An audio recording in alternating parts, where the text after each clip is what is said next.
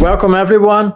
It has been a while since I don't provide any Stellar XLM updates. So on this video, I'm going to provide a critical XLM update. I'm going to answer one of the most common questions I get on a daily basis. How many XLM do you actually need? In other words, how many XLM do you actually need to be on the top 10% wallets, perhaps on the top 5%? And I promise you the numbers are not what you are expecting, especially if you are using as a basis the XRP rich list, which, by the way, unlike XRP, where there is an official website where we can verify on-chain information, you know, if you are familiar with my channel, I do provide monthly updates about XRP rich list.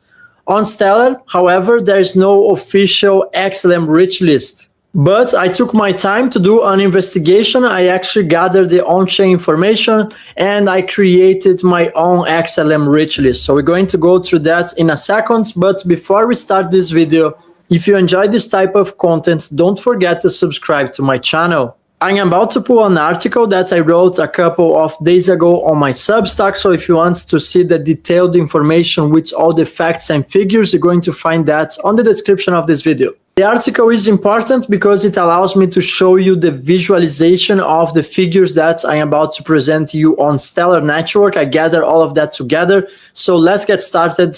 So there we have the article. By the way, I don't usually read from the screen on my videos. You know that I speak from heart, but I think in this occasion, it's a good opportunity to go through the article because the information is actually very organized there. So it helps me to articulate my words and also to make it easier for you watching this video to understand. So how many XLM is actually enough? And before we get started, a quick disclaimer, this video is not supposed to be taken as financial advice. This is in fact for entertainment purposes only. So in this article, I start giving a bit of perspective. The truth is that no single number can guarantee generational wealth because the answer depends on your financial reality. Maybe the definition of financial freedom itself can change according to your financial needs. Maybe for someone, financial freedom means you don't need to work. You don't need a 9-to-5 job. Maybe for another person, maybe financial freedom means you want to own your own yacht. And to achieve that, there is no magic number of how many XLM you actually need, simply because that also depends on how long you are preparing yourself to hold the assets. And once the utility market is finally around, are you going to sell it all at once? Or your strategy is more focused on generating yields out of your Stellar? And here I explain in the article that someone living in a country where $100,000 can completely transform an entire family's future will naturally have a different definition of life-changing wealth from someone who already earns that amount every year. Just take Europe, for example. If you go for the average European capital, 100,000 euros will not retire you financially, but maybe for someone living in Venezuela, yes, that can be life-changing gains. So before we go into the wallet distribution, we need to understand that the supply of Stellar is quite different from XRP total supply. XRP total supply is about 100 billion XRP, remembering no more XRP can ever be created. Well, the same applies for Stellar, but with different figures.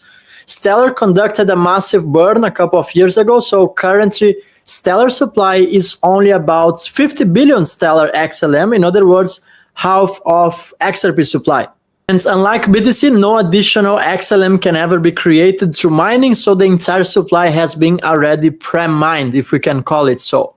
And here is what actually matters on this article. And just a quick disclaimer, as I said here, the search of this information is Stellar Expert. That's where you can get on-chain information about Stellar Network. But it is important to highlight that this is a snapshot from 4 days ago. So basically, I gathered this information on-chain and I created this visualization that you can see here on this board. However, this is the most recent update we have on Stellar. This was actually created by myself 4 days ago. And before we get back to the video, a quick disclaimer. This is sponsored by FortisX. If you are looking for a platform that allows you to earn rewards with your cryptocurrencies without looking up the assets for months, it is indeed worth it to do your own research on FortisX. What stands out for me is the focus on infrastructure and security. FortisX uses Fireblocks custody technology and highlights security reviews from Certic and Cyberscope. Another feature is flexibility. Instead of long lockup periods, FortisX allows users to maintain access to their assets while earning rewards using the platform. Those rewards are distributed on a daily basis according to the platform terms. As always, remember there are always risks associated with cryptocurrency investments. Returns are not guaranteed and the value of digital assets can fluctuate. Always do your own research before using any platform. Now, if you want to know more details about FortisX, make sure to check the link in the description of this video so you can find out if FortisX is a good fit for you. Remember, this quick integration was sponsored by FortisX. Now let's get back to the video. So let's finally start with the top 25%. If you want to be among the top 25% wallets on Stellar Network, you need between 200 and 400 XLM. To be on the top 10%, it requires about 800 to 1,300 XLM, which is quite different from XRP, both measuring in dollars and measuring on XRP itself, because to be on the top 10% on XRP, you need more than 2,000 XRP currently. So that means that 2,000 XRP with XRP trading near to $1, that's more than $2,000. And this shows that the XLM rich list is far more accessible than XRP rich list, because top 10%, if you need, let's say, 1,300 XLM, and I am checking on my phone now the price, which is trading at near to 18 cents. So basically, with basically $250, you can get more than 1,300 XLM. So on XRP, it's far more expensive to be a top holder. Now, if you want to be on the top 5% for Stellar, you need between 3,000 and 4,000 XLM, which at current prices is about $700, which is extremely affordable right now. And here comes the magic number.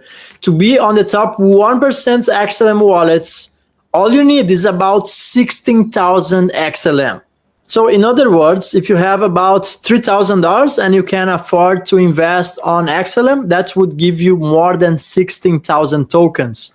That automatically positions you on the top 1% holders on Stellar Network. You also have to have in mind that users usually have multiple wallets. That's my case. I hold between 5 and 8 different wallet addresses for Stellar. And here's my take. If you can be among the top 1% Stellar holders, then why not? Because remember, to be on the top 1% XRP holders, you need almost $50,000.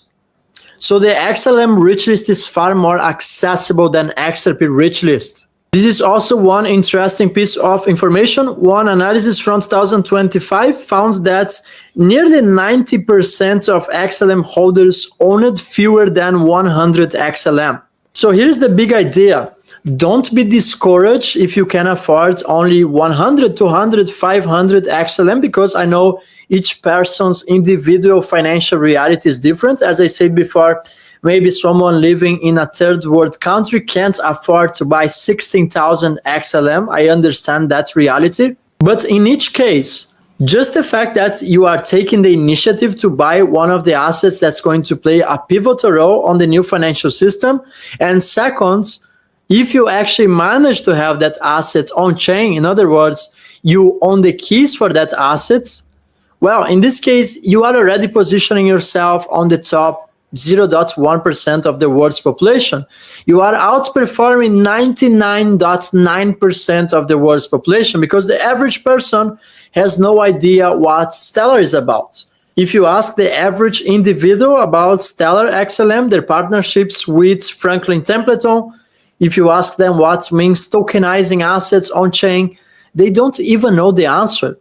So truth is, if you hold more than 100 XLM, which is extremely accessible right now, you are already part of the 0.1% that is investing on the infrastructure of the new financial system. This chart is also interesting. For example, the top 10% richest addresses on Stellar Network hold 56% of all available supply. And at this point, you might be confused. You might be asking yourself the question, so this means that Stellar XLM is highly centralized? And the answer might surprise you. Absolutely not. Here is what you need to understand.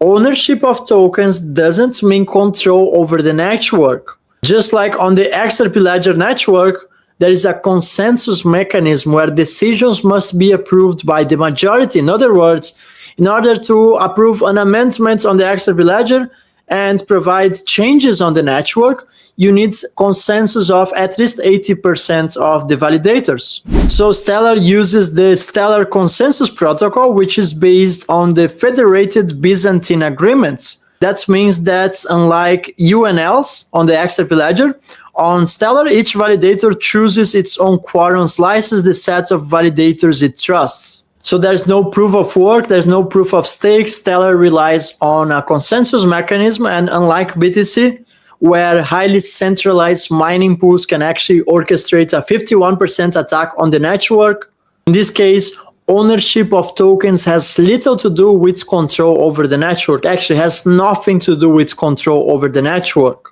Just like on the XRP Ledger, there is an escrow, and that means that apparently the network is highly centralized in the hands of few. Those tokens are allocated for financial institutions. I've said plenty of times, if tokens were not centralized in the hand of financial institutions and custodians, I would not invest on XRP and XLM. On XRP's case, if there was not the escrow, well, I would not consider holding XRP. That would prevent XRP from becoming a world reserve asset. The same applies for Stellar. You can be sure those tokens are allocated for financial institutions, governments, and central banks. So here I continue with the article. At XLM's recent price of approximately 19 cents, accumulating 1,000 XLM would cost around $190. So here is quite interesting because I did this analogy that with XLM trading at 19 cents, so if you accumulate 1,000 XLM, I will not say this number aloud because I know YouTube can censor this type of valuations, and this is not a financial advice, but I can just zoom so you can see what it would become. You can just read this section here. I highly recommend you to check on the article. You can just pause the video. I'll not talk about prices because honestly, I'm just tired of YouTube censorship. So finally answering the question, how many XLM do you actually need? Well, 1,000 XLM is enough to participate. 10,000 XLM is enough for the investments to matter. And here's the most important part. Between 25 to 50,000 XLM is actually the amount that I consider potentially to be life-changing gains in the future. And here is one final take. The most intelligent position will always be the one that you can hold without sacrificing your present life while waiting for the future to arrive. A couple of weeks ago, I made this analogy. Holding utility assets like XRP and XLM is like planting a lemon tree. You dig the hole, place the seed inside, give it water, give it plenty of time, and eventually the tree will produce lemons. You don't suddenly open the hole, take the seed out, and try to understand if there's something wrong with the seeds. That's not the right approach. And this is how I treat my utility assets. And remember, 16,000 XLM already positions you on the top 1% holders. I think that's also a sweet spot. And I have no doubts that's achievable, especially if you DCA. We are currently in the middle of a bear market. And for me, bear markets are for accumulation. I don't really care if I'm going to accumulate Stellar XLM at 15, 16, or 20 cents.